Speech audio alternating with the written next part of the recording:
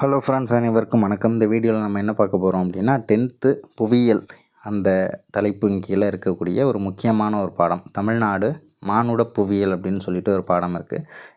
அலகு number 7, unit number 7. So அதில் என்னென்ன தகவல்கள் இருக்குது அப்படின்றத ஷார்ட்கட்டாக பார்க்கலாம். ரொம்ப ஈஸியான ஒரு யூனிட்டு, அதே மாதிரி ரொம்ப ரொம்ப ரொம்ப முக்கியமான ஒரு பாடம் அப்படிங்கிறதையும் மறந்துட வேண்டாம்.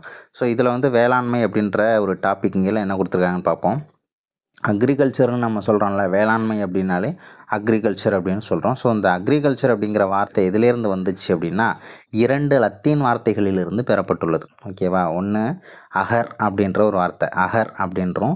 இன்னொன்று வந்து கல்சரா அப்படின்ற இன்னொரு வார்த்தை. ஓகேவா? அகர் மற்றும் கல்சரா அப்படின்ற 2 லத்தீன் வார்த்தையிலிருந்து பெறப்பட்ட வார்த்தை தான் இந்த அக்ரிகல்ச்சர் அப்படின்றத சொல்லியிருக்காங்க. ஸோ இப்போ அகர்னா என்ன, அப்புறம் கல்ச்சரா அப்படின்னா என்ன அப்படின்னு பார்த்தோம்னா, அகர்னா நிலம்.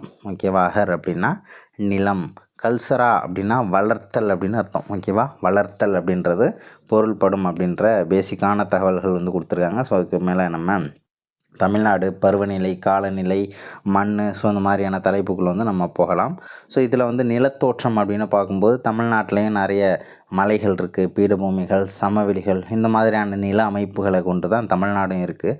ஸோ அந்தமாரி காவிரி சமவெளி இருக்குது, ரைட்டாக? அதுமாரி கோயம்புத்தூரில் பீடபூமி இதெல்லாம் இருக்குன்றது நமக்கு தெரியும். எக்ஸாம் பாயிண்ட் ஆஃப் வியூவில் என்ன நமக்கு தேவையோ ஸோ அதை மட்டும் பார்த்துட்டு போயிடலாம். காலநிலை அப்படின்ற தலைப்பில் என்ன கொடுத்துருக்காங்கன்னா, தமிழ்நாடு பூமத்திய ரேகைக்கு அருகிலும் வெப்பமண்டலத்திலும் அமைந்துள்ளதால் வெப்பமண்டல காலநிலையை பெறுகிறது. பூமத்திய ரேகைனா என்ன? ஈக்வெட்டார் அப்படின்னு சொல்கிறோம் இல்லையா? நிலநடுக்கோடு. நிலநடுக்கோட்டுக்கும் பக்கத்தில் இருக்குது நம்ம ஸ்டேட்டு, ரைட்டா? ஸோ அதனால் நமக்கு அதிகமான வெப்பம் இருக்குது. வெப்பம் கிடைக்கிறதுனால வெப்பமண்டலம் அப்படின்ற ஒரு இதுக்குள்ளே நம்ம கவர் ஆகிடுறோம். ஓகேவா? இது வெப்பமண்டல பகுதி அப்படின்ற ஒரு ஜோனுக்குள்ளே நம்ம கவர் ஆகிடுறோம். அதனால் இப்படி கொடுத்துருக்காங்க. ஓகேவா? ஸோ அதனாலேயே தமிழ்நாட்டில் வெப்பநிலை வந்து எப்போவுமே அதிகமாக தான் இருக்குன்றதையும் சொல்லியிருக்காங்க. அது நமக்கு சொல்லவே தேவையில்லை, நம்ம படிக்கணும்னு தேவையில்லை. ஏன்னா இப்போ படிச்சுட்டு இருக்கிற இந்த சுச்சுவேஷனே அவ்வளோ ஹீட்டில் உட்காந்து தான் படிச்சுக்கிட்டு இருப்போம், ரைட்டா? எனவே வெப்பமண்டல பயிர்கள் மட்டுமே நிறைய பயிரிடப்படுதுன்றதையும் சொல்லியிருக்காங்க. நீர் வந்து வேளாண்மையை கட்டுப்படுத்தும் முக்கிய காரணி அப்படின்னு சொல்லியிருக்காங்க. ஆமாம், வேளாண்மை நல்லா இருக்கணும் அப்படின்னாலே நமக்கு என்ன தான் தேவை? கண்டிப்பாக நீர் தான் வேணும், ரைட்டா?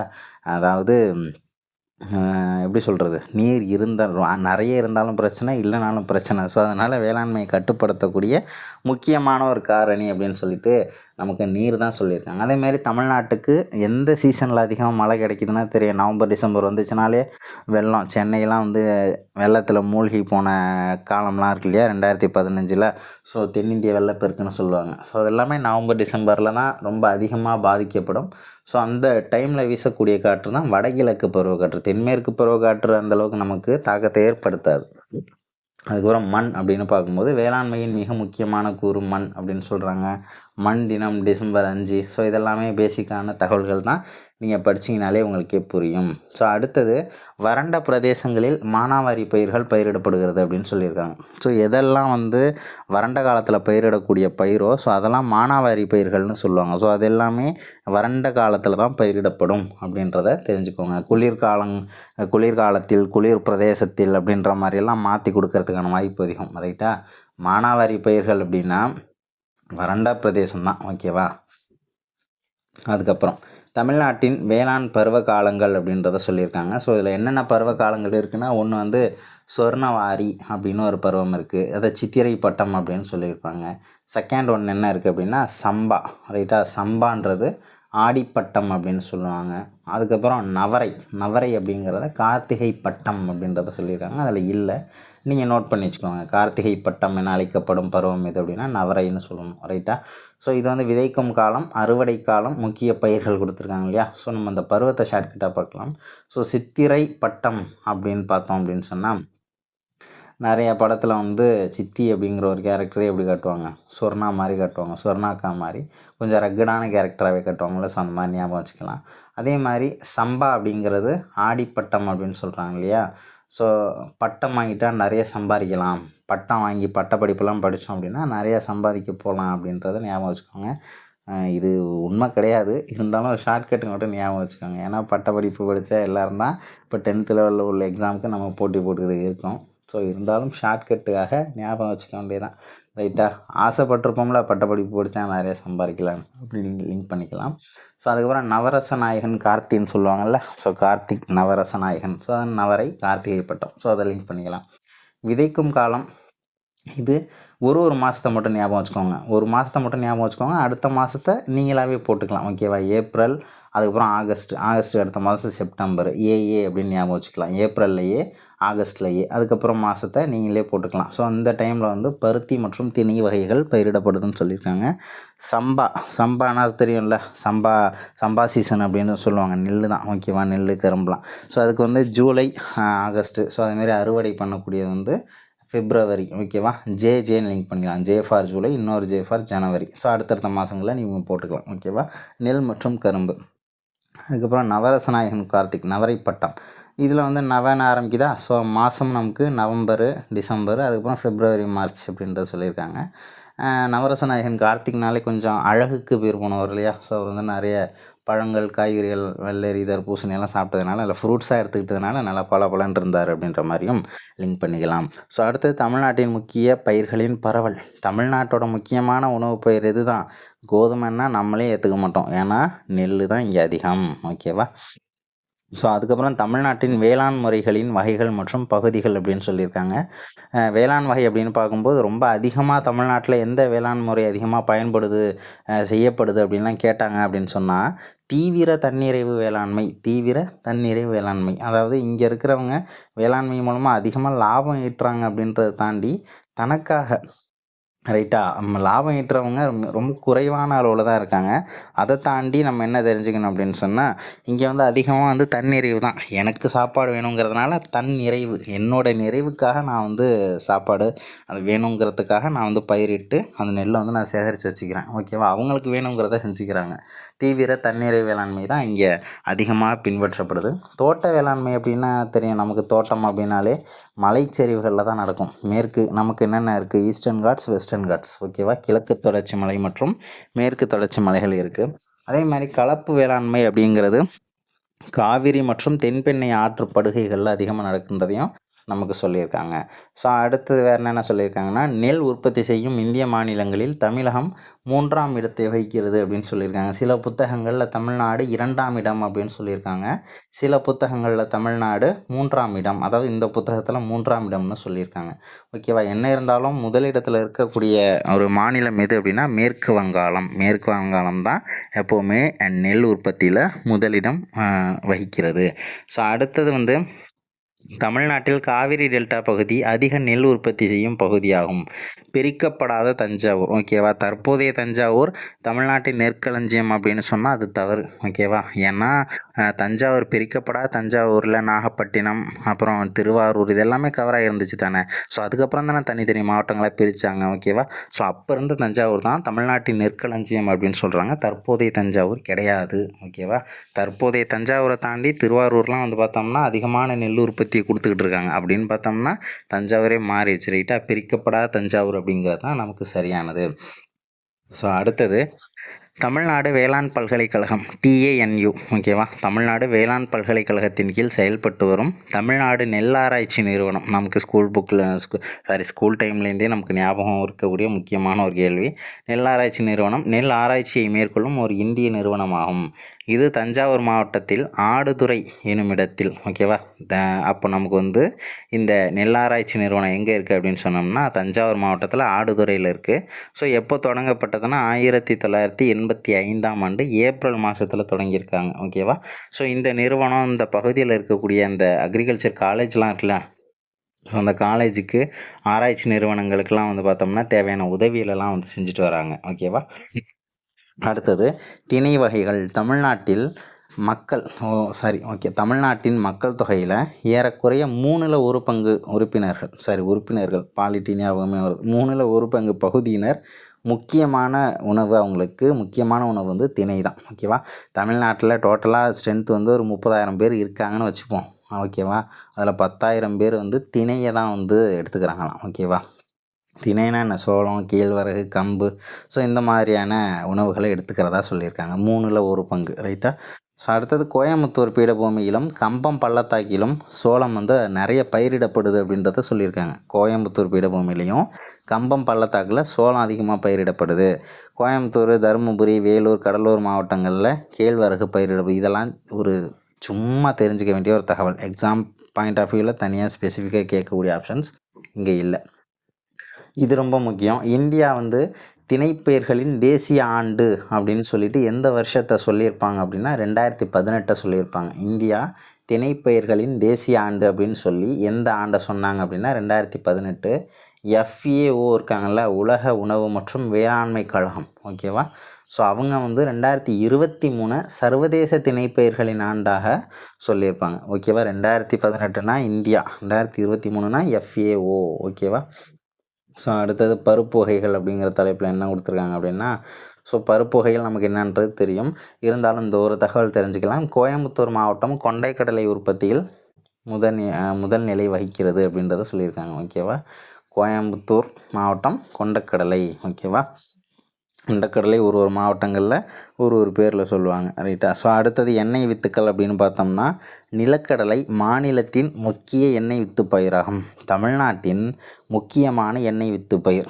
சூரியகாந்தி எண்ணெய் இருக்குது, ஸோ அதே மாதிரி எள் இருக்குது, நிறைய இருக்குது இல்லையா. ஸோ அதேமாதிரி நிறைய விதமான எண்ணெய்கள்லாம் வந்து எடுத்துக்கிட்டு இருக்காங்க.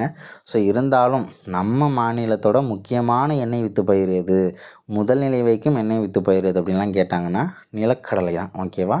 நிலக்கடலை தான் மாநிலத்தின் முக்கியமான எண்ணெய் வித்து பயிர் அப்படின்றத தெரிஞ்சுக்கோங்க. ஸோ அடுத்தது, ஓகே, இதெல்லாம் ஒன்றும் இல்லை. அடுத்தது கரும்பு. ஸோ இப்படி தான் கேட்பாங்க கொஷின்ஸ். ஆக்சுவலி நானே சொல்கிறேன் பாருங்களேன் எப்படி கேட்பாங்க. இப்போ கரும்புலேருந்து நான் கொஸ்டின் கேட்கணுன்னா இப்படி தான் கேட்கலாம். ஆப்ஷன் 1, கரும்பு தமிழ்நாட்டின் முக்கியமான வாணிப பயிராகும் அப்படின்றதுக்கு பதிலாக கரும்புக்கு பதிலாக நான் பருத்தியை கூட தூக்கி வைக்கலாம், ரைட்டா. ஆனால் தமிழ்நாட்டோட முக்கியமான வாணிப பயிர்னு கேட்டாங்கன்னா கரும்பு தான் சொல்லணும். ஸோ கரும்பு வந்து ஓராண்டு பயிர். கரும்பு பார்க்குறதுக்கு நம்பர் 1 மாதிரி இருக்குல்ல, 1 மாதிரி இருக்குல்ல. ஸோ அதனால் ஓராண்டு பயிர் அப்படின்றத ஞாபகம் வச்சுக்கலாம். ஸோ அடுத்தது, கரும்புக்கு வந்து அதிகமான வெப்பமும் வேணும், அதிகமான மழைப்பொழிவும் வேணும், ரைட்டா. கரும்புக்கு வந்து ஸோ இதற்கு அதிகமான வெப்பநிலை மட்டும் வளரும் காலங்களில் தேவைப்படுகிறது அப்படின்லாம் கொடுத்துருவாங்க, ரைட்டா. அதிகமான வெப்பநிலையும் வேணும், அதிகமான மழைப்பொழிவும் வேணும் அப்படின்றத நம்ம தெரிஞ்சுக்கணும், ரைட்டாவா.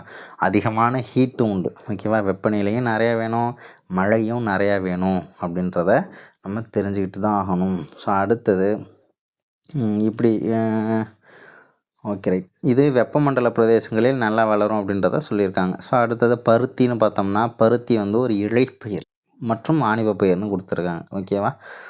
ஸோ அடுத்து வந்து பருத்தி வந்து எந்த மண்ணில் நன்கு வளரும் அப்படின்னு கேட்டாங்கன்னா கரிசல் மண். ஸோ அதனால் பருத்தி நிறையா வளர்கிறதுனால கரிசல் மண்ணுக்கு பருத்தி மண் அப்படின்ற ஒரு பேரே இருக்குது. ஸோ அடுத்தது பருத்தி வளரும் காலத்தில் ஈரப்பத காலநிலை. ஸோ அது வந்து செடியாக முளைக்கும் போது கொஞ்சம் ஈரப்பதம், அப்போ குளிர்காலத்தில் ஆரம்பிக்கிறாங்க. ஸோ அதே மாதிரி அறுவடை காலத்தில் பார்த்துருக்கீங்களா, பருத்தியை நீங்கள் பார்த்துருந்தீங்கன்னா இந்த பாயிண்ட்லாம் நீங்கள் படிக்கணும்னு தேவையே கிடையாது, ஓகேவா. ஸோ அது செடியாக இருக்கும்போது குளிர்காலமாக தான் இருக்கும். நான் டெய்லி வேலைக்கு போயிட்டு வரும்போதெல்லாம் நான் பார்த்துட்டு தான் வருவேன். ஸோ அதேமாதிரி வந்து வெயில் காலத்தில் பார்த்தோம்னா எல்லாம் காஞ்சி அப்படியே சாஞ்சு கிடக்கும், ரைட்டாக. வெயில் காலம் ஏன்னா அந்தளவுக்கு ஹீட் வந்து வேணும் அப்படின்றத சொல்லியிருக்காங்க. வளரும் காலத்தில் ஈரப்பத காலநிலை, அறுவடை காலத்தில் வறண்ட காலநிலை. ஸோ அடுத்தது தோட்டப்பயிர்கள். ஸோ இந்த பாக்ஸ்குள்ளே என்ன இருக்குன்னு பார்ப்போம். இயற்கை வேளாண்மையை மேம்படுத்தும் நோக்கத்தோடு மத்திய அரசானது தேசிய இயற்கை கரிம வேளாண்மை திட்டத்தை அறிமுகப்படுத்தியுள்ளது. தேசிய இயற்கை கரிம வேளாண்மை திட்டத்தை அறிமுகப்படுத்தியுள்ளது. எதற்காக கொண்டு வரப்பட்டது அப்படின்னா இயற்கை வேளாண்மையை மேம்படுத்தணும். ஸோ அதனால் இயற்கை உரங்களை மேம்படுத்துறது, ட்ரைனிங் கொடுக்கறது, ஸோ இந்த மாதிரி எப்படியெல்லாம் உரங்கள் தயாரிக்கிற அந்த ஒரு அவேர்னஸ், ஸோ அதுமாரி ட்ரைனிங் இதெல்லாத்தையுமே கொடுப்பாங்க. ஸோ அடுத்தது டான் டீ. இந்த நிறுவனம் இந்தியாவில் கருப்பு வகை தேயிலை உற்பத்தியிலும் கலப்பு வகை தேயிலை உற்பத்தியிலும் முன்னணி வகிக்கும் ஒரு நிறுவனம் அப்படின்றத சொல்லியிருக்காங்க. ஜஸ்ட் தெரிஞ்சிட்டா போதும். அசாம் மாநிலம்னாலே டீ தூள் இருக்கு இல்லையா, நம்ம வீட்டில் டீ போடுறதுக்கு டீ தூள் யூஸ் பண்ணுறோம். ஸோ டீ தூள்னாலே அசாம் தான் ஃபஸ்ட்டு, உற்பத்தியில் அசாம் தான் ஃபஸ்ட்டு. அசாம் மாநிலத்திற்கு அடுத்தபடியாக தமிழ்நாடு தேயிலை பயிரிடும் பரப்பளவு மற்றும் உற்பத்தியில் 2ஆம் இடம். ஃபஸ்ட்டு ஒன்று டீ தூள், இன்னொன்று காஃபி தூள், ரெண்டுமே இருக்கு இல்லையா. Tea, coffee. டீயில் ஃபஸ்ட்டு அசாமு, செகண்டு தமிழ்நாடு. காஃபினாலே கர்நாடகா, ரைட்டா. கருப்பு காப்பின்னு சொல்லுவாங்கள்ல, பிளாக் டீ கருப்பு காப்பின்னு. ஸோ கர்நாடகா காஃபி அப்படின்னு லிங்க் பண்ணிக்கலாம். ஓகேவா? அதுலேயும் செகண்ட் இதுதான் தமிழ்நாடு தான். ஓகேவா? அதேமாரி வந்து தமிழ்நாட்டில் ரப்பர் தோட்டம் எங்கே அதிகமாக இருக்குது அப்படின்னா கன்னியாகுமரியில் அதிகமாக இருக்குன்றத சொல்லியிருப்பாங்க. ஏன்னா கன்னியாகுமரி கேரளாவில் ரப்பர் தோட்டம்லாம் அதிகம். ஸோ அதை ஒட்டி இருக்கக்கூடிய ஒரு ஸ்டேட்டு ஒரு டிஸ்ட்ரிக்ட் அப்படின்னா கன்னியாகுமரி தான். ஸோ அதனால் இங்கேயும் அதனுடைய பரவல் அதிகமாக உள்ளது. கடலூர் மாவட்டத்தில் பெரும்பகுதிகளில் முந்திரி தெரியும், முந்திரி அதுமாரி பலாப்பழம்லாம் இருக்குது இல்லையா, பண்ருட்டி பலாப்பழம், முந்திரி வந்து கடலூரில் ரொம்ப அதிகம். ஸோ இதெல்லாம் தெரிஞ்ச ஒரு தகவலாக தான் இருக்கும். வெள்ளாடுகள்னால் பார்க்கறதுக்கு வெள்ளையாக இருக்குமா அப்படின்னு பார்த்தோம்னா வெள்ளையாலாம் இருக்காது, கருப்பாக தான் இருக்கும். கருப்பாட்டுக்கு தான் நம்ம தமிழ் பண்பாடு அதை நெகட்டிவாக காட்டக்கூடாது, டவுன் பண்ணி காட்டக்கூடாதுன்னு சொல்லிட்டு வெள்ளாடுகள்னு சொல்லியிருப்பாங்க. இந்தியாவில் வெள்ளாடுகள் ஏழை மக்களின் பசு, புவர் மேன்ஸ் கவ் அப்படின்றத சொல்லியிருக்காங்க. ஸோ இது வந்து ஒரு புன்செய் வேளாண் அமைப்பின் மிக முக்கிய அங்கம். புன்செய் அப்படின்ற வார்த்தையை தூக்கிட்டு நன்செய்ன்னு வச்சுருவாங்க. ஓகேவா? நன்செய் புன்செய் அப்படின்னா நஞ்ச நிலம் புஞ்ச நிலம் அப்படின்னு சொல்கிறாங்க இல்லையா. ஸோ அது வந்து இந்த வெள்ளாடுகள் எதற்கு உள்ளதுன்னா புஞ்சை நிலத்துக்கு, ரைட்டாக, புன்செய் நிலம் அப்படின்றத சொல்லியிருப்பாங்க. ஸோ அடுத்தது தமிழ்நாடு பால் வளர்ச்சி கழகம் என்ற அமைப்பானது தமிழ்நாடு பால் உற்பத்தியாளர்கள் கூட்டுறவு சங்கம் என்ற புதிய அமைப்பாக பதிவு மாற்றம் செய்யப்பட்டுள்ளது. இதை தான் ஆவின் அப்படின்னு சொல்கிறாங்க. ஸோ அடுத்தது செம்மறியாடுகள், இதெல்லாம் சும்மா நீங்களே படிக்கலாம். கடல் மீன்பிடிப்பு அப்படின்னு பார்த்தோம்னா தமிழ்நாட்டு கடற்கரை நீளம் 906.9 கிலோமீட்டர். சில புத்தகங்களில், பழைய புத்தகங்களில் 1076 கிலோமீட்டர் அப்படின்னு கொடுத்துருப்பாங்க. ஸோ இது தகவல் மாற்றப்பட்டுள்ளது. ஸோ அதனால் தெரிஞ்சுக்கோங்க. தமிழ்நாட்டு கடற்கரை நீளம் 906.9, ரைட்டா. ஸோ கிலோமீட்டரில் சொல்லியிருக்காங்க. அதுமாரி மீன் பிடிப்பதற்கு ஏற்ற பகுதி அப்படின்னா கடலுக்குள்ளேயும் இப்போது நிலப்பகுதியிலையும் மலைகள், பீடபூமிகள், சமவெளிகள், ஆழம் இதெல்லாம் இருக்கு இல்லையா. ஸோ அதே மாதிரி கடல்லையுமே இருக்கும். கண்டத்திட்டு, கடல் திட்டு, அப்புறம் வந்து கண்ட உயர்ச்சி, ரைட்டாக, கடலடி படிமம், ஸோ இந்த மாதிரியெல்லாம் சொல்லியிருப்பாங்க. மீன் பிடிப்பதற்கு ஏற்ற பகுதி கண்டத்திட்டு அப்படின்றதையும் தெரிஞ்சுக்கோங்க. அதில் தான் நிறைய மீன்கள் வந்து இருக்கும். அதே மாதிரி 20 முதல் 30 மைல்கள் தூரம் வரையிலும் 100 அல்லது 1000க்கும் மேற்பட்ட அடிகள் ஆழத்தில் மீன்பிடித்தல் நடக்கிறது. ஸோ இதெல்லாம் வந்து பார்த்தோம்னா ஆழ்கடல் மீன்பிடிப்பு அப்படின்றத சொல்லியிருக்காங்க, ரைட்டா. ஸோ அடுத்தது உள்நாட்டு மீன்பிடிப்பு, இதில் வந்து ஒரு தகவல் இருக்கும். உள்நாட்டு மீன்பிடிப்பில் எந்த மாவட்டம் முதல் மாவட்டம் அப்படின்னு கேட்டாங்கன்னா வேலூர் மாவட்டம். எவ்வளோ உற்பத்தினா 10% உற்பத்தி, ரைட்டா. வேலூர் 10% உற்பத்தி, உள்நாட்டு மீன் உற்பத்தியில் ஃபஸ்ட்டில் இருக்காங்க. ஸோ அதுக்கப்புறம் தமிழ்நாட்டில் நீர் வளங்கள், இந்திய பரப்பளவில் தமிழ்நாடு 4% அப்படின்றது தெரியும் நிலப்பகுதியில், ஓகே. ஸோ அடுத்தது மக்கள் தொகையில் 6%, இந்திய நீர்வளத்தில் 2.5% சொல்லியிருக்காங்க, ரைட்டா. இந்தியாவில் இருக்கக்கூடிய மொத்த தண்ணியில் 2.5% தண்ணி தான் தமிழ்நாட்டில் இருக்குது அப்படின்றத சொல்லியிருக்காங்க, ரைட்டா. ஸோ அதுக்கப்புறம் என்னென்னா மேக்ஸிமம் நம்ம வந்து அக்ரிகல்ச்சருக்கு தான் யூஸ் பண்ணுறோம். ஸோ இதில் வந்து தமிழ்நாட்டில் ஆற்று வடிநிலம் எத்தனை ஆறுகள் இருக்குன்னா மொத்தம் 17 ஆறுகள் இருக்குது, ரைட்டா. ஸோ அதேமாதிரி எத்தனை டேம் நீர்த்தேக்கங்கள் இருக்குது, ரிசர்வாயர்ஸ்னு சொல்லுவாங்கள்ல. ஸோ ரிசர்வாயர்ஸ் அணைகள் கிடையாது, நீர்த்தேக்கம், ரிசர்வாயர்ஸ் 81 இருக்குது, ஓகேவா. 81, 9 ஸ்கொயர், ரைட்டா. ஸோ அதுமாரி ஆற்று வடிநிலங்கள் 17, பேலன்ஸ் ஏரிகள் அதெல்லாம் வந்து நமக்கு தேவையில்லை. ஸோ அடுத்தது என்ன, மேட்டூர் அணை ஒரு அணையாக கொடுத்துருப்பாங்க. மேட்டூர் அணை அப்படிங்கிறது காவிரி ஆறில் இருக்குன்றது நமக்கு நல்லாவே தெரியும். ரொம்ப பழமையான அணையில் ஒன்றுன்னு சொல்லியிருக்காங்க. ஸோ எந்தெந்த மாவட்டத்தை கவர் பண்ணுது அப்படின்னா சேலம், ஈரோடு, கரூர், திருச்சி, தஞ்சாவூர், திருவாரூர், நாகப்பட்டினம். ஸோ இந்த மாவட்டங்களுக்கு முக்கியமான பாசன வசதியெல்லாம் தருது.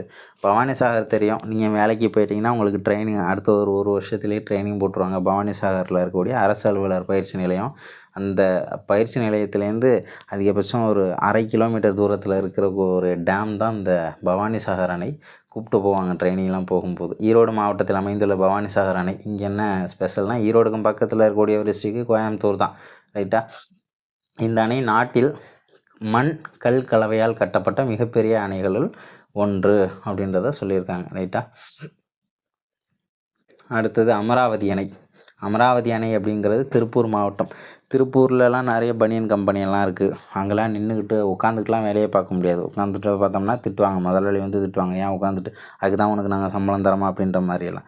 ஸோ அதில் வந்து பார்த்தோம்னா நிறைய கட்டுப்பாடுகள் இருக்கும், ரைட்டா. திருப்பூர் மாவட்டத்தில் இருக்கக்கூடிய அந்த ஜவுளி கடையெல்லாம் நிறைய கட்டுப்பாடுகள் இருக்கும். இது ஏன் நான் சொல்ல வரேன்னா, அமராவதி அணை அமராமல் வேலை பார்க்கணும், திருப்பூர் மாவட்டம் நீர்ப்பாசனம் மற்றும் வெள்ள கட்டுப்பாடு நிறைய கட்டுப்பாடுகள் இருக்குதுன்னு சொன்னால கட்டுப்பாட்டை முதன்மை நோக்கமாக கொண்டது. முடிஞ்சு போச்சு, அவ்வளோதான். ஸோ அடுத்தது கிருஷ்ணகிரி அணை. இது கிருஷ்ணகிரியில் இருக்குதுன்னு மட்டும்தான் சொல்லியிருக்காங்க, வேறு எதுவும் இல்லை. சாத்தனூர் டேம், ஓகேவா. சாத்தனூர் அணை செங்கம் தாலுக்காவில் தென்பெண்ணை ஆற்றின் நடுவே கட்டப்பட்டுள்ளது. சின்னகேசவ மலைன்னு ஒரு மலை இருக்குதான். ஸோ அந்த மலைக்கு இடையில தான் அந்த சாத்தனூர் டேம் இருக்குது அப்படின்றத சொல்லியிருக்காங்க. எந்த ஆற்றின் குறுக்கே அப்படின்னு கேட்டாங்கன்னா தென்பெண்ணை, ரைட்டா.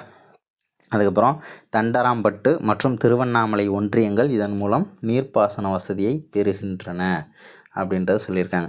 தண்டனை வாங்கிட்டோம்னா என்ன பண்ணுவாங்க, ஸோ சாத்துன்னு சாத்தி விடுவாங்க. சாத்தனூர் அணை, தண்டராம்பட்டு, திருவண்ணாமலை நீ ஈஸியாக ஞாபகம் வச்சுக்கலாம். ஸோ அடுத்தது என்ன அப்படின்னா முல்லைப்பெரியாறு அணை. முல்லைப்பெரியாறு அணை 1895 ஆண்டு ஆங்கிலேய நிர்வாகத்தால் கட்டப்பட்டது, ஓகேவா. தேக்கடி மலையில் உருவாகும் பெரியாற்றின் குறுக்கே, முல்லை பெரியார்னு வருது. ஸோ இப்போ பெரியாற்றின் குறுக்கே கட்டப்பட்டுள்ளது. பெரியார் எங்கே உற்பத்தி ஆகுது, தேக்கடி மலையில் உற்பத்தி ஆகுது. தமிழ்நாட்டில் நிரந்தரமாக வறட்சிக்குள்ளாகும் சில வேளாண் நிலங்களுக்கு நீர்ப்பாசனம் அளிப்பதற்காக இது கட்டப்பட்டது. ஸோ அடுத்த 3 லைனையும் நோட் பண்ணிக்கோங்க, ரொம்ப முக்கியமானது தான். தமிழ்நாட்டில் நிரந்தரமாக வறட்சிக்குள்ளாகும் சில வேளாண் நிலங்களுக்கு நீர்ப்பாசனம் அளிப்பதற்காக கட்டப்பட்டது. வைகை அணை ஆண்டிப்பட்டிக்கு அருகே வைகை ஆற்றின் குறுக்கே கட்டப்பட்டுள்ளது. 111 அடி உயரம் இருக்குது, ஆனால் 71 அடி உயரம் மட்டும்தான் தண்ணியை சேமித்து வைக்க முடியும் அப்படின்றத சொல்லியிருக்காங்க. ஸோ இது வந்து காமராஜர் ஐயா பீரியடில் கட்டப்பட்ட ஒரு அணை. அவர் பீரியடு நமக்கு தெரியும், 9 வருஷம் சிஎம்மாக இருந்திருப்பார். 1959 ஆண்டு ஜனவரி 21 திறக்கப்பட்டது அப்படின்றது சொல்லியிருக்காங்க. 1959 ஜனவரி 21 காமராஜர் ஐயா பீரியடை ஞாபகம் வச்சுக்கலாம், ரைட்டா. ஸோ அதுமாதிரி மணிமுத்தாறு அணை, இது திருநெல்வேலியில் இருக்குது. ஸோ அடுத்தது பாபநாசம் அணை. பாபநாசம் அணைக்கு இன்னொரு பேர் வந்து பார்த்தோம்னா இது திருநெல்வேலியில் இருக்குது. இது வந்து கரையார் அணை அப்படின்னு சொல்லியிருப்பாங்க, ரைட்டா. கரையார் அணை என அழைக்கப்படும் அணை எது அப்படின்னா பாபநாசம் அணை தான், ரைட்டா. அதே மாதிரி திருநெல்வேலி மற்றும் தூத்துக்குடி மாவட்டங்களில் பாசன வசதியை கொடுக்குது. பரம்பிக்குளம் ஆழியாறு திட்டம் தமிழ்நாடு மற்றும் கேரளா மாநிலங்களின் கூட்டு முயற்சியால் உருவாக்கப்பட்ட திட்டம் தான் இது. ஸோ இந்த 2 பகுதி இருக்குல்ல, ஒன்று பரம்பிக்குளம், இன்னொன்று ஆழியாறு அப்படின்ற 2 பகுதிகளில் 7 ஆறுகளோட நீரினை பெற்று அங்கே உள்ள 7 நீர்த்தேக்கங்களை கனெக்ட் பண்ணுறது, ஒன்றோட ஒன்று இணைக்கிறது. 7,7 லிங்க் பண்ணிக்கலாம், ரைட்டா. 7 ஆறுகளோட நீரினை பெற்று அங்கே உள்ள 7 நீர்த்தேக்கங்களை இணைக்கிற ஒரு திட்டம் தான் இது, ஓகேவா. பரம்பிக்குளம் ஆழியாறு, தமிழ்நாடு கேரளா பார்டர், ஓகேவா. ஸோ அடுத்தது பரப்பலாறு திட்டம் எங்கே செயல்பட்டு வருகிறதுனா ஒட்டன்சத்திரம் அப்படின்றதையும் நீங்கள் நோட் பண்ணிக்கோங்க. ஸோ அடுத்தது இதெல்லாம் எதுவும் தகவல் இல்லை. தமிழ்நாட்டில் கனிம வளங்கள் ராமநாதபுரம் பகுதிகளில் நிலக்கரி படிமங்கள் அதிகமாக இருக்குதுன்னு சொல்லியிருக்காங்க. நமக்கு தெரியும் என்எல்சிங்கிறது நெய்வேலி லிக்னைட் கார்பரேஷன் நெய்வேலியில் அதிகமாக இருக்குது. ஸோ இதில் ராமநாதபுரம் பகுதிகளிலையும் இந்த நிலக்கரி படிமங்கள் நிறைய இருக்குன்றதை சொல்லியிருக்காங்க. ஸோ அடுத்தது சேலம் மாவட்டத்தில் உள்ள கஞ்சமலை. இது ரொம்ப ஃபேமஸான ஒரு கொஷின். கஞ்சமலை எங்கே இருக்குது அப்படின்னு கேட்டாங்களே, சேலம் மாவட்டம். ஏன்னா இரும்புத்தாது அங்கே அதிகம். இன்னொரு மாவட்டமும் கொடுத்துருக்காங்க. சேலம் மாவட்டத்தில் உள்ள கஞ்சமலையிலும் திருவண்ணாமலை மாவட்டத்தில் உள்ள கவுதி மற்றும் வேடியப்பன் மலையிலும், ரைட்டா, வேடியப்பன் மற்றும் கவுதி இந்த 2 மலையிலும் இரும்புத்தாது படிவுகள் காணப்படுகின்றன. ரொம்ப முக்கியமான ஒரு தகவல். சேலம் மாவட்டம் கஞ்சமலை, ரைட்டா. அதுமாரி திருவண்ணாமலையில் கவுதி மற்றும் வேடியப்பன் மலையிலையும் இரும்புத்தாது கிடைக்கிதுன்னு சொல்லியிருக்காங்க. ஸோ அதுமாரி திருச்சினாலே ஜிப்சம் அதிகமாக கிடைக்கக்கூடிய ஒரு பகுதி, ஜிப்சம் திருச்சி. ஸோ அடுத்தது வந்து பார்த்தோம்னா கன்னியாகுமரி. இதுவும் ரொம்ப ஒரு முக்கியமான தகவல். கன்னியாகுமரி கடற்கரை மணல் பரப்புகளில் இல்மனைட் மற்றும் ரூட்டைல் அப்படின்ற கனிமம் வந்து காணப்படுதுன்னு சொல்லியிருக்காங்க. கன்னியாகுமரி கடற்கரை மணலில் உள்ள மணல் பரப்புகளில் இல்மனைட் ரூட்டைல் காணப்படுகிறது அப்படின்றதையும் சொல்லியிருக்காங்க. அதுக்கப்புறம் தமிழ்நாட்டில் ஃபேக்ட்ரிஸ் அப்படின்னு பார்த்தோம்னா பருத்தி நெசவாலைகள் தமிழ்நாட்டோட பாரம்பரியமிக்க நன்கு வளர்ந்த ஒரு பெரிய ஃபேக்ட்ரின்னு சொல்லலாம் நம்ம, ரைட்டா. ஏன்னா ட்ரெஸ்ஸு தான் வந்து அதிகமான ட்ரெஸ் இங்கே தான் உற்பத்தி செய்யப்படுது திருப்பூரில். அப்படின்னு பார்க்கும்போது நெசவாலைகள் வந்து அதிகமாக இருக்கும். ஒரு பெரிய ஒரு ஃபேக்ட்ரியிலே ரொம்ப ஒரு பெருசாக சொல்லலாம். அதுமாரி கோயம்புத்தூர் தென்னிந்தியாவின் மான்செஸ்டர், ரைட்டா. தமிழ்நாட்டோட மான்செஸ்டர்னு வச்சுக்கிடுவாங்க, பார்த்துக்கோங்க. தென்னிந்தியாவின் மான்செஸ்டரே கோயம்புத்தூர் தான். அதுமாரி திருப்பூர், ஈரோடு, கரூர் மற்றும் சேலம். ஸோ இதெல்லாமே நெசவு தொழில் அங்கே அதிகமாக நடக்கும், ரைட்டா. திருப்பூர், ஈரோடுனாலே ஜவுளி சந்தைன்னு சொல்லுவாங்க. திருப்பூர் உங்களுக்கே தெரியும். கரூர் மற்றும் சேலம். ஸோ சேலம் இது எல்லாமே அதிகம்தான், ரைட்டா. ஸோ அதனால் என்ன பண்ணுறாங்க, ஸோ இதெல்லாம் வந்து சேர்த்து தமிழ்நாட்டின் ஜவுளி பள்ளத்தாக்கு அப்படின்னு சொல்கிறாங்க. எதெல்லாம் சொல்கிறாங்க, ஈரோடு, திருப்பூர், கரூர், சேலம். ஸோ இதெல்லாமே ட்ரெஸ்ஸுக்கு பேர் போன மாவட்டங்கள். ஸோ இது எல்லாத்தையும் சேர்த்து தமிழ்நாட்டின் ஜவுளி பள்ளத்தாக்கு அப்படின்னு சொல்லியிருக்காங்க. இதுக்கப்புறம் பட்டு நெசவாலை, ரைட்டா. நாட்டின் பட்டு உற்பத்தியில் தமிழ்நாடு 4வது இடம்னு சொல்லியிருக்காங்க. நாட்டோட பட்டு உற்பத்தியில் தமிழ்நாடு 4வது இடம். இதில் காஞ்சிபுரம் பட்டுங்கிறதெல்லாம் ஸ்பெஷல், அதெல்லாம் நமக்கு தேவையில்லை. ராமநாதபுரத்தின் சில பகுதிகளில் செயற்கை பட்டு துணிகள் உற்பத்தி செய்யப்படுகின்றன. அங்கே நிலக்கரி படிமமும் அதிகமாக இருக்குதுன்னு சொல்லியிருக்காங்க. செயற்கை பட்டு துணிகளும் உற்பத்தி செய்யப்படுகிறதா சொல்லியிருக்காங்க. நாட்டின் தோல் பொருட்கள் ஏற்றுமதியில் வேலூர் தான் ஃபஸ்ட்டு, ரைட்டா. தோல் பொருள்கள்லாம் இருக்கு இல்லையா, ஸோ பேகு, ஸோ அந்த மாதிரியான விஷயங்கள்லாம் எங்கே அதிகமாக நடக்குதுன்னா வேலூரில் தான். ஸோ அதற்கான அந்த லேப் இருக்குது இல்லையா, ஸோ அறிவியல் மற்றும் தொழில் ஆராய்ச்சி நிறுவனத்தின் சிஎஸ்ஐஆர், ஸோ அதன் கீழ் உள்ள மத்திய தோல் ஆராய்ச்சி நிறுவனம் மற்றும் ஆய்வகம் லேப் எங்கே இருக்குது அப்படின்னு சொன்னால் சென்னையில் இருக்குது. ஓகேவா. தோல்னா வேலூர், வேலு தோல் அப்படின்னு லிங்க் பண்ணிக்கலாம், ரைட்டா. வேலு தோல் அப்படின்னு லிங்க் பண்ணிக்கலாம். அதேமாரி ஆனால் சென்டர் எங்கே இருக்குது, நமக்கு லேப் எங்கே இருக்குது, ஆய்வகம்ன்றது சென்னையில் இருக்குது. ஸோ அடுத்தது பேப்பர், காகிதம் அப்படின்னு பார்க்கும்போது கரூர் மாவட்டத்தில் அந்த ஊர் பேரே காகிதபுரம் தான். காகிதம் வந்து அங்கே அதிகமாக உற்பத்தி செய்வதனால ஊரோட பேரே காகிதபுரம் தான். டிஎன்பிஎல் அங்கே தான் இருக்குது. ஓகேவா. 1979 தொடங்கப்பட்டிருக்கும். 79 அப்படின்னு கொடுத்துருக்காங்க இல்லையா. ஸோ இந்த டிஎன்பிஎல் அப்படின்னு இருக்குல்ல, ஸோ அந்த பியை பார்த்தோம்னா தலைகீழ போட்டால் 9 மாதிரி இருக்கும், எல்லை தலைகீழ போட்டோம்னா 7 மாதிரி இருக்கும், ரைட்டா. ஸோ இப்போ 1979 அப்படின்னு லிங்க் பண்ணிக்கலாம். ஸோ இதனுடைய மூலக்கூறுகள், முக்கியமான மூலம் எது அப்படின்னா கரும்பு சக்கை மற்றும் மரக்கூழ். மூலக்கூறுகளில் மூலம், ஓகேவா, கரும்பு சக்கை மற்றும் மரக்கூழ். ஸோ அடுத்தது ஜிஐ டேக், ஆரணி பட்டு, காஞ்சிபுரம் பட்டு, கிரைண்டருக்கு கோயம்புத்தூர், கோரா பட்டு சேலை கோயம்புத்தூர் தான். தஞ்சாவூர்னாலே ஓவியங்கள், கலைநயமிக்க தட்டு, தலையாட்டி பொம்மை, வீணை, இது எல்லாமே. நாகர்கோவில் கோவில் நகைகள். ஈரோடு மஞ்சள், சேலம் வெண்பட்டு, சேலம் பட்டு வெண்பட்டுன்னு சொல்லுவாங்க. பவானி போர்வை, அதுமாரி பத்தமட பாய், மதுரை சுங்கடி சேலை, சுவாமிமலை வெண்கல சிலை, நாச்சியார் கோயில் குத்து விளக்கு, பத்தமடை பாய், நீலகிரியில் பாரம்பரிய பூத்தையல், மகாபலிபுரம்னா கல் சிற்பங்கள், சிறுமலை வாழை, ரைட்டா, சிறுமலை மலை வாழை, ஈத்தோமொழி அப்படின்னா ஈத்தாமொழி அப்படின்னு கொடுத்துருக்காங்க. ஸோ வந்து தேங்காய் வந்து அங்கே அதிகமான உற்பத்தி நடக்கிறது. ஸோ அடுத்தது சிமெண்ட் தொழிலகம். இதில் வந்து பார்த்தோம்னா உலக அளவில் இந்தியா வந்து 2வது இடம் வகிக்கும் முக்கியம் நாடு. சிமெண்ட் உற்பத்தியில் இந்தியா 2வது இடம். அதேமாரி இங்கே வந்து ஃபேக்ட்ரியும் இருக்குது தமிழ்நாட்டில். அரியலூர் மற்றும் ஆலங்குளத்தில் சிமெண்ட் ஃபேக்ட்ரியும் இருக்குது. ஸோ அதுக்கப்புறம் தகவல் தொழில்நுட்பம். நாட்டின் மென்பொருள் ஏற்றுமதியில் கர்நாடகாவுக்கு அடுத்ததாக தமிழ்நாடு 2வது பெரிய ஏற்றுமதி செய்யும் மாநிலம், ரைட்டா. தகவல் தொழில்நுட்பம் அப்படின்றத சொல்லியிருக்காங்க. மென்பொருள், ரைட்டா. மென்பொருள்லாம் அந்த சர்க்யூட் போர்டு, எலக்ட்ரானிக் ஐட்டம்ஸ்லாம் இருக்குது இல்லையா, ஸோ அது எல்லாமே அதனுடைய உற்பத்தியில் கர்நாடகா தான் ஃபஸ்ட்டு. ஏன்னா மின்னியல் தலைநகரம் நமக்கு பெங்களூரை சொல்லுவாங்க. கர்நாடகாவில் இருக்கக்கூடிய பெங்களூரை மின்னியல் தலைநகரம்னு சொல்லுவாங்க. அந்தளவுக்கு அங்கே அதிகம். அடுத்தது பார்த்தோம்னா தமிழ்நாடு தான். ஸோ அதுக்கப்புறம் சிறப்பு பொருளாதார மண்டலங்கள். ஸோ இதெல்லாம் எங்கே இருக்குதுன்னு நீங்களே சும்மா எழுதி வச்சுக்கோங்க. இது ஒன்றும் அந்தளவுக்கு முக்கியம் இல்லை, இருந்தாலும் ஜஸ்ட்டு தெரிஞ்சு வச்சுக்கோங்க, அவ்வளோதான். அப்புறம் மக்கள் அடர்த்தி அப்படின்னு பார்க்கும்போது இந்தியாவின் மக்கள் அடர்த்தியில் நமது மாநிலம் 12வது இடம். மக்கள் தொகையில் 6% பார்த்துருப்போம். மக்கள் அடர்த்தியில் தமிழ்நாடு 12வது இடத்துல இருக்குது, ரைட்டா. ஸோ அதுமாரி மக்கள் அடர்த்தி தேசிய அளவில் எவ்வளவு, மாநில அளவில் எவ்வளவு அப்படின்றத கொடுத்துருக்காங்க. தேசிய அளவில் பார்க்கும்போது 382, ரைட்டா. தேசிய சராசரி அப்படின்னு பார்க்கும்போது 382 அப்படின்றத நம்ம தெரிஞ்சுக்கணும். அதே தமிழ்நாட்டுக்குன்னா 555, ரைட்டா. 555.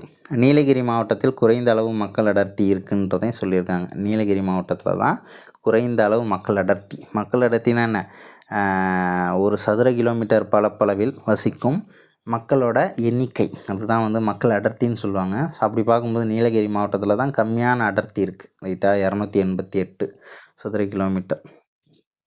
ஸோ அடுத்தது பாலின விகிதம். 1000 ஆண்களுக்குள்ள பெண்களின் எண்ணிக்கையை குறிப்பது தான் வந்து பாலின விகிதம்னு சொல்லுவாங்க. அதிகமான பாலின விகிதம் எங்கே இருக்குன்னா நீலகிரியில் 1000 ஆண்களுக்கு 1041 பெண்கள் இருக்காங்க. தஞ்சாவூர் மாவட்டத்தில் 1000 ஆண்களுக்கு 1031 பெண்கள் இருக்காங்க, ரைட்டா.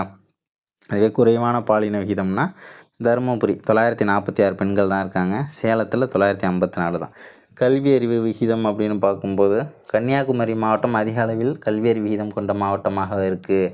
தருமபுரி ரொம்ப வீக்காக இருக்குது அப்படின்றத சொல்லியிருக்காங்க. ஓகேவா, தருமபுரி வந்து ரொம்ப கம்மியாக இருக்குது, கன்னியாகுமரி வந்து ரொம்ப அதிகமாக இருக்குது அப்படின்றத சொல்லியிருக்காங்க. கன்னியாகுமரியில் ஏன் கல்வி அறிவு விகிதம் அதிகமாக இருக்குன்னா கேரளாவின் தாக்கம், பக்கத்தில் கேரளா இருக்குது இல்லையா, ஸோ அதனால் அப்படி சொல்லுவாங்க. அதுக்கப்புறம் டிரான்ஸ்போர்ட். தெற்கு ரயில்வேயின் தலைமையகம் சென்னையில் இருக்குதுன்னு நமக்கு தெரியும், சவுத்தர்ன் ரயில்வே.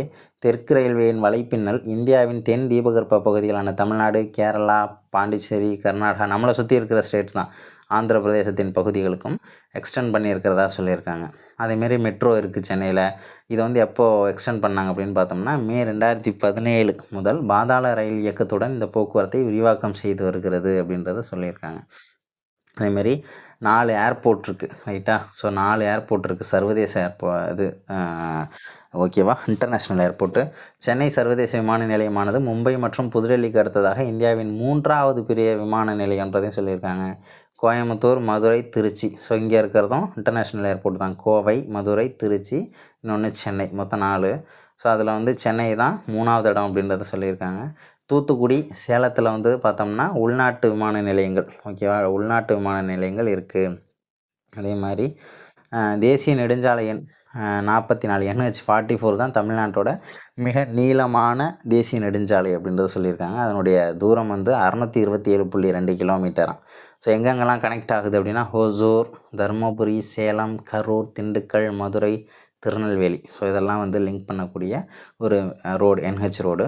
ஸோ அதுக்கப்புறம் தமிழ்நாட்டிலே மிக குறைவான நீளம் கொண்ட NH ரோடு எதுனா NH 785 ஸோ இதுவும் மதுரை டு துவரங்குறிச்சி அப்படின்றதையும் சொல்லியிருக்காங்க.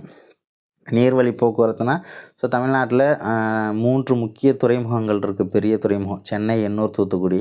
ஸோ இடைநிலை துறைமுகம் அப்படின்னு பார்க்கும்போது நமக்கு நாகப்பட்டினத்தில் சொல்லியிருக்காங்க. நாகப்பட்டினத்தில் இருக்கிறது இடைநிலை துறைமுகம், சென்னை, எண்ணூர், தூத்துக்குடியெல்லாம் பெருசு அப்படின்றத சொல்லியிருக்காங்க. அதே மாதிரி வந்து பார்த்தோம்னா 15 சிறிய துறைமுகங்கள் இருக்குது அப்படின்றதையும் சொல்லியிருக்காங்க. இந்த சிறிய துறைமுகங்களான மெயின்டெனன்ஸ், ஸோ அதெல்லாம் யார் வந்து நிர்வாகம் பண்ணுறது அப்படின்னா தமிழ்நாட்டின் கடல்சார் வாரியம், ஸோ அவங்க தான் வந்து நிர்வாகம் பண்ணிகிட்ருக்காங்க. சென்னை துறைமுகம் செயற்கை துறைமுகம் அப்படின்றதையும் சொல்லியிருக்காங்க. சென்னை வந்து செயற்கை துறைமுகமாகும். இது சரக்கு பெட்டகங்களை கையாளும் நாட்டின் துறைமுகங்களில் 2வது பெரிய துறைமுகங்கள். சரக்கு பெட்டகங்கள்லாம் நிறைய இங்கேருந்து எக்ஸ்போர்ட் பண்ணுறாங்க இல்லையா, ஸோ கடல் வழியாக, ஸோ அது எல்லாமே சரக்கு பெட்டகங்கள். அதுக்கப்புறம் தகவல் தொடர்பு. தகவல் தொடர்பு என்பது லத்தீன் வார்த்தையான கம்யூனிகேர் என்பதிலிருந்து பெறப்பட்டது. கம்யூனிகேர் அப்படின்னா பகிர்தல் அப்படின்றத சொல்லியிருக்காங்க, பகிர்தல். ஸோ இதை தான் 2ஆக சொல்கிறாங்க. ஒன்று தனி மனித தகவல் தொடர்பு, இன்னொன்று பொது தகவல் தொடர்பு அப்படின்றதெல்லாம் சொல்லியிருக்காங்க. தனி மனித தகவல் தொடர்புனா நீங்களும் நானும் பேசிக்கிறது. பொது தகவல் தொடர்புனா டிவி, ரேடியோ, ஸோ இதெல்லாமே நம்ம சொல்லலாம். ஸோ இதனுடைய தலைமையகங்கள் அஞ்சலக மாவட்டம் அப்படின்னு பார்க்கும்போது சென்னைக்கு சென்னை தான், மேற்கு மண்டலம் கோயம்புத்தூர், மத்திய மண்டலம் திருச்சிராப்பள்ளி, அதே மாதிரி தெற்கு மண்டலம் மதுரை. எப்படி லிங்க் பண்ணிக்கலாம், தெற்கு மண்டலம் மதுரைன்னு இருக்கு இல்லையா, ஸோ தென்மதுரை வைகை நதியூர் பாட்டு இருக்குல்ல தென்மதுரை அப்படின்னு, ஸோ தெற்கு மண்டலம் மதுரை லிங்க் பண்ணிக்கலாம். மத்திய மண்டலம் வந்து திருச்சிராப்பள்ளி, ரைட்டியா. மத்திய பள்ளி, மாநில பள்ளி, சென்ட்ரல் போர்டு, ஸ்டேட் போர்டுலாம் சொல்கிறாங்க இல்லையா, ஸோ மத்திய பள்ளி சிபிஎஸ்சி ஸ்கூலில் மத்திய பள்ளின்னு சொல்லுவாங்க. மத்திய மண்டலத்தில் மத்திய எடுத்துக்கோங்க, திருச்சிராப்பள்ளியில் பள்ளி எடுத்துக்கோங்க. சென்னை சென்னை தான், மேற்கு மண்டலம் கோயம்புத்தூர் அப்படின்றத லிங்க் பண்ணிக்கலாம். ஸோ அடுத்தது வேறு என்ன இருக்குது, வேறு மேப் தான் இருக்குது. வணிகம் அப்படின்னு கொடுத்துருக்காங்க. வணிகம்னாலே ஸோ வணிகம்னாலே 2 விஷயந்தான், ஒன்று வாங்குறது, இன்னொன்று விற்கிறது, ரைட்டா. ஒன்று ஏற்றுமதி பண்ணணும் விற்கிறதுக்காக, இன்னொன்று இறக்குமதி பண்ணணும் வாங்குகிறோம். இது 2 தான் முக்கியமான கூறுகள், வணிகத்தோட முக்கியமான கூறுகள், பிரிக்க முடியாத கூறுகள். இந்தியாவின் ஏற்றுமதியில் தமிழ்நாட்டோட பங்கு வந்து பார்த்தோம்னா 12.2%ன்னு சொல்லியிருக்காங்க. இந்தியாவின் ஏற்றுமதியில் தமிழகத்தின் பங்களிப்பு 12.2%. ஸோ இந்த ஏற்றுமதிக்கும் இறக்குமதிக்கும் உள்ள ஒரு டிஃப்ரென்ஸ் இருக்குல்ல, நிறைய வாங்குகிறோம், அதுமாரி கொஞ்சமாக விற்கிறோம், அப்படி இல்லைன்னா நிறைய விற்கிறோம், இல்லைன்னா கொஞ்சமாக வாங்குகிறோம், ரெண்டுக்கும் உள்ள இது வித்தியாசம் இருக்குல்ல. ஸோ அதை வந்து எப்படி சொல்கிறாங்கன்னா வர்த்தக சமநிலைன்னு சொல்லியிருக்காங்க. வர்த்தக சமநிலை அப்படின்னு சொல்லியிருக்காங்க. நாட்டின் வணிகத்தில் தமிழ்நாட்டின் முக்கிய துறைமுகங்கள் 10.94% பங்களிப்பு செய்கின்றன. அந்தளவுக்கு முக்கியமான பாயிண்ட் இல்லை. ஸோ இதெல்லாம் சும்மா ஜஸ்ட்டு கதை தான். இதெல்லாம் நீங்கள் படிச்சுட்டு ஸோ புக்கில் வந்து நீங்கள் புக் பேக்கை ட்ரை பண்ணி பாருங்கள். ரொம்ப ஈஸியான ஒரு பாடமாக இருக்கும். ஸோ அடுத்த யூனிட்டில் சந்திக்கலாம். நன்றி, தேங்க்யூ, பாய் பாய்.